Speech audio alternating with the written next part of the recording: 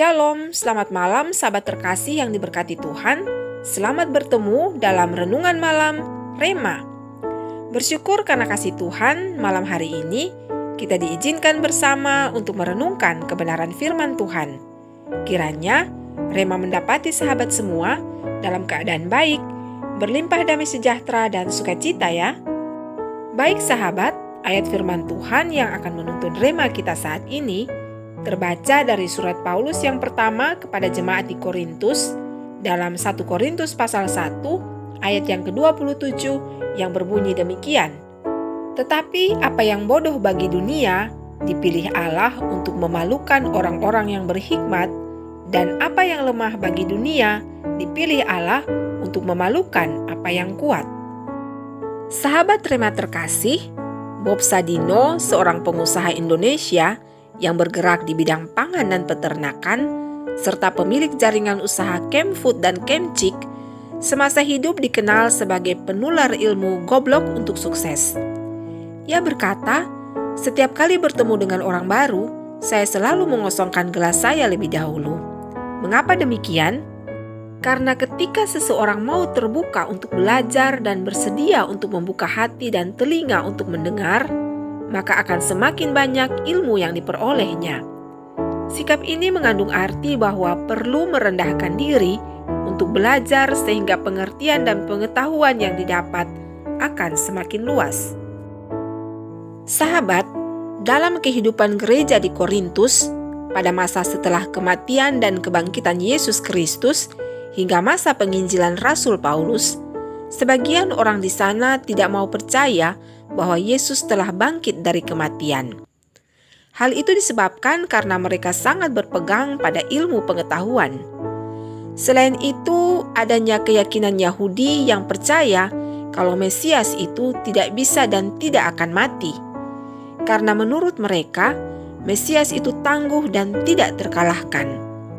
Itulah sebabnya kelompok ini memandang salib sebagai sebuah kebodohan. Jika dicermati, hal ini terjadi karena mereka tidak mau mengosongkan gelas dan tetap berpegang teguh pada pandangan mereka sendiri. Mereka beranggapan bahwa apa yang diyakininya lah yang paling benar, sehingga mereka tidak mau mencoba memahami cara pandang Allah dan sangat sulit menerima pandangan yang berbeda. Sahabat Rema yang diberkati Tuhan, bagaimana dengan kita? Apakah saat ini kita ada pada posisi yang mengosongkan gelas atau posisi orang-orang Korintus yang berpegang teguh pada keyakinan mereka?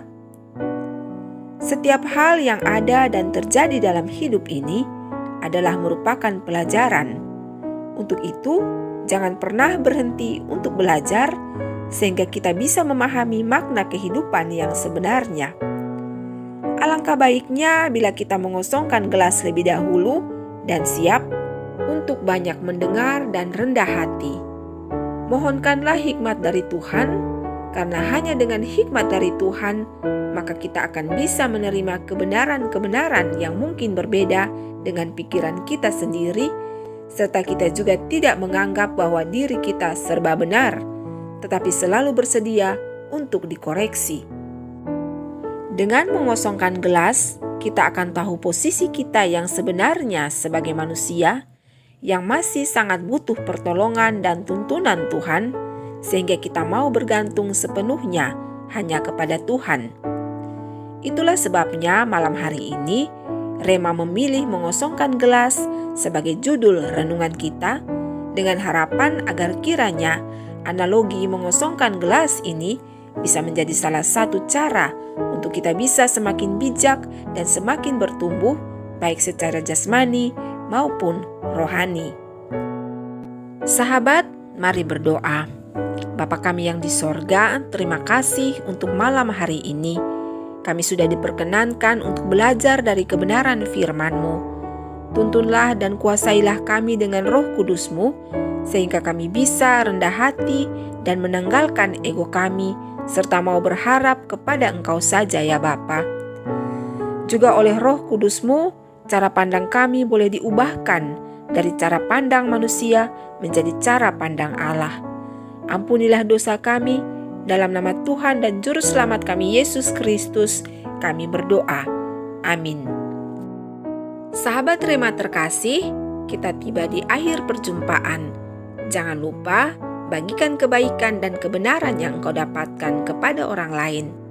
Terima kasih untuk kebersamaan malam hari ini. Jika Tuhan berkenan, maka pasti kita akan berjumpa pada Rema selanjutnya. Sampai jumpa sahabat. Selamat malam. Selamat beristirahat. Shalom.